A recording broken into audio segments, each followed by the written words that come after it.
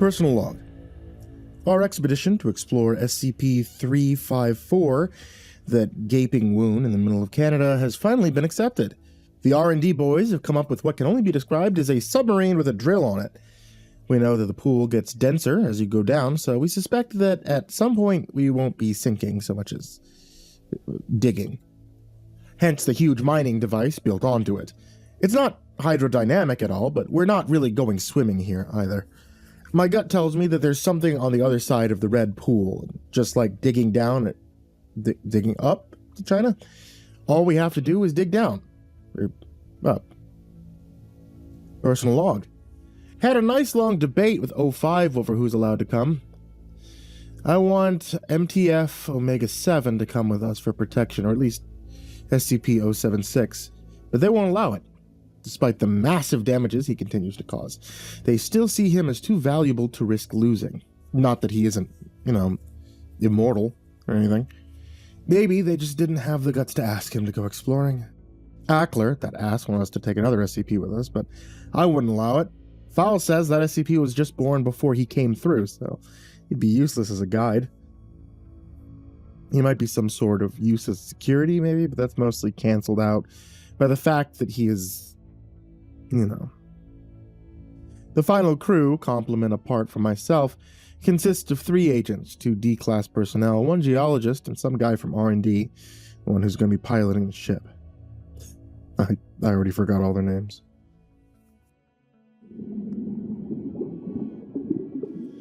Exploratory Team 354 Alpha, ET-354A. Mission log. Day 1. Rotten sort of day to begin a mission. Rumor has it that the last night there was a total contamination breach in some area or other. Then it turns out there's no coffee allowed anywhere inside of Area 354 for some reason or another. And the whole mission almost ended in disaster when it turns out that they almost forgot to load the extra fuel on board. Like, who the fuck is running the show around here? Anyway, now we're underway. For a while there, I had a definite feeling of going downward, but now we're dropping much slower. Marty, that's the R&D guy, says that we're sinking at a rate of 10 meters an hour. Apparently at this depth, the red pool it's pretty dense. ET-354A, mission log, day 2. Nothing of interest happened, but I learned everyone's name, so, we have Marty, our pilot, Agent Swanson, Agent Turquoise, Agent 86, Dr. J. MacArthur, Chris Simmons, and Leroy Tucker. Whoop-de-frickin-do. ET-354A, mission log, day 3. It's about 4:30 a.m. Gravity suddenly changed direction. Boy, that was fun to wake up to. We're now rising rather than sinking, which means we're more than halfway there. ET-354A mission log, day 4. We've reached the surface. Through the portals is mostly dark, which means it's night. Can't go out yet because of, for all we know, the atmosphere could be hydrochloric acid. We've got a shitload of sensors outside the ship analyzing a bunch of stuff. Whether the air is breathable, what kind of airborne bacteria we have to deal with, simple stuff like temperature, we'll know in 8 hours whether it's safe for human life out there. ET-354A mission log, day 5. It turns out the air is totally safe, except it's been night for going on 28 hours now. What's going on? ET-354A mission log, day 6. Dawn finally came. The sun was huge, red. I'm a biologist, but I know enough about astronomy to know that we're orbiting a totally different star. It's a different time, a different place, or a different dimension. Who knows? Leroy guessed that we're on another plane of existence. I think he's probably the closest. The pool on this side is way bigger, more like a large pond. maybe a small lake. The banks are more defined than on our side as well. We took an inflatable raft to the shore. Marty and Simmons stayed behind. They headed north. The ground here, at least around the pool, it's almost totally devoid of plant life. The only green we saw was a sort of fuzzy moss growing on the ground that looked more like a kind of mold. The ground is grayish, tan dirt that's like a mixture of sand and flour. MacArthur said it was the same mineral, or another, but I forgot what he called it. I half expected all of our electronics to not work out here, but that wasn't the first thing to fail. After about 2 hours of hiking across flat, boring ground, the compass suddenly changed direction. Now pointed to what we had previously thought to east. Evidently, this planet's magnetics is... Is it even a planet? They don't work the same way that ours do. Not wanting to risk getting lost, we immediately made a 180 headed back to the ship. Could have sworn the trip back was less than half as long as the trip out. Tomorrow we'll work out a way of navigation that doesn't rely on the compass being sane. ET-354A mission log, day 7. Lousy night's sleep. The sun never went down. By my calculations, the day-night cycle here seems to last 43 and a half hours, as opposed to like our 24 hours back home. That takes some getting used to. We agreed on a system of navigation. Firstly, we're going to travel only in a straight line to make sure that we can get back to the ship, or simply turning around, heading in the other direction, unless we encounter some kind of unnavigatable jungle, then, we should be fine. Second, Marty's rigged a radio beacon thing. I don't really remember his explanation, but if we're anywhere within 800 miles, this little gizmo, it should be able to tell us exactly which direction to go to get back and exactly how far. ET-354A mission log, day 9. We set out a few hours before the sun was scheduled to rise. But when we got to the shore, we found that the green moss stuff was everywhere. It had grown in mass significantly. My guess is the stuff shrivels up in the sun during the day and expands at night, sucking nutrients or something.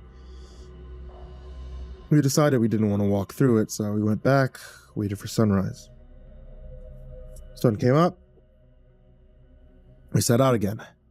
Moss stuff was back to its smaller state, and it's just occurred to me there's been no wind at all in this place. The result is dead silence. I'm not ashamed to admit that the overall emptiness of this place is pretty scary. We found an area with none of the moss stuff for a few hundred feet around and decided to camp for the night. Sun's still up, but it's time for us humans to sleep, so I'm calling it a night. ET-354A mission log, day 10. Sometime in the night, which was really daytime. Fuck, it's gonna get confusing. We were all awoken by some kind of roar. I remember when that T-Rex sounded like in that old Jurassic Park movie. It sounded like that. It was big, it's reptilian. And it was so loud, I was certain whatever was making it couldn't be more than 20 feet away, but when we all got out of our tents, we didn't see anything. The whole area is so flat, we'd see any sort of animal within half a mile or so. There's just nothing. It's fucking scary. We packed up camp, we continued on. After a while, we stopped seeing the moss stuff. And maybe it only grows around the red pool. The ground became rockier, and in the distance, the land seemed to grow more hilly. I think I see trees. ET-354A mission log, day 11. The bare ground has ended. Now we're walking across a vast field of beautiful green grass. Almost looks like a well-mowed lawn. The grass seemed ordinary enough till Turquoise tripped over a rock and arose to find his hands covered with several dozen bloody pinpricks. Apparently the tips of a blade of this grass is just incredibly sharp, easily punctures the skin. It's no threat to our Foundation issue boots, but we're all gotta be careful not to fall on it. We came to a tiny stream, no more than a trickle really. Swanson suggested we could refill our canteens. Leroy and MacArthur wanted to check the water for something or other first. MacArthur took out some equipment and after a few minutes announced that it was not water. It was liquid carbon dioxide, CO2, usually a gas at this temperature, and never a liquid. So the laws of physics don't seem to be working right. ET-354A, mission log, day 14. I haven't had any time to record anything for a few days. Made it to an area sparsely populated by trees. The grass there withered and brown, not sharp enough to pierce the skin anymore. The trees were ordinary, like birch. The leaves, they were all wrong. At some point we lost Swanson. The place is so quiet, none of us really feel comfortable talking, so I have no idea when we lost him. Good 8-hour window where he could have gone missing. We called to him, but none of us wanted to split up to look for him. During the night, a tree fell on 86's tent. He wasn't hurt. None of the gear was damaged, although the tent got mangled beyond repair. 86 swears that the tree hadn't been that close when he pitched the thing, and no one of us could tell what caused it to fall. I mean, the trunk had just, snapped. So we all agreed not to pitch our tents anywhere near a tree from now on. The next day, which was really nighttime, we heard the same roar from a few days ago. It sounded exactly the same as before, and again, we had no idea what made the sound. None of us can even agree which direction it came from. And then it started to rain. We all pitched our tents for the night, this time a whole lot closer together than we had before. The nearest tree was about 300 or so feet away. MacArthur confirmed it was actually rain and not more CO2 bullshit. We all set up this funnel thing to refill our canteens. Leroy donated his tent to Agent 86. I offered to share mine since it's a little bigger than the other guys. I asked Leroy what he did to wind up as a D class.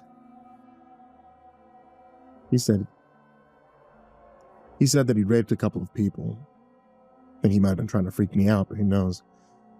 Anyway, he's one of the most well-behaved D-classes I've ever met, so I think he's gonna say assault me in my sleep.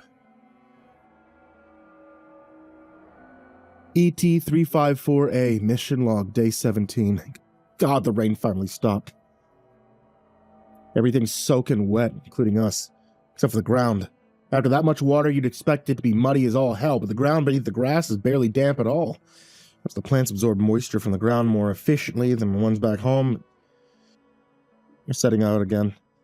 Perhaps the rain awakened some animal life. And mission log, day 25. What seems to be a huge cliff in the distance turned out to be an artificially constructed wall. It's made of solid rusty iron, and it stands maybe 15 feet high. To the left and the right, it goes on farther than the eye can see it. Can't imagine how thick it is. We have no way around it. Have to go over it or through it. We made camp for the night. We'll look out for what to do in the morning. ET-354A, mission log, day 26. Leroy jerry-rigged some kind of blowtorch thing with our equipment. I swear the guy's a fucking MacGyver. We cut a hole in the iron wall big enough for us to go through. Turns out it's only about 1/4 of an inch thick. There's another wall behind it with less than a foot between. Apparently this thing has multiple layers. Leroy cut through 8 of them before we finally made it to the other side.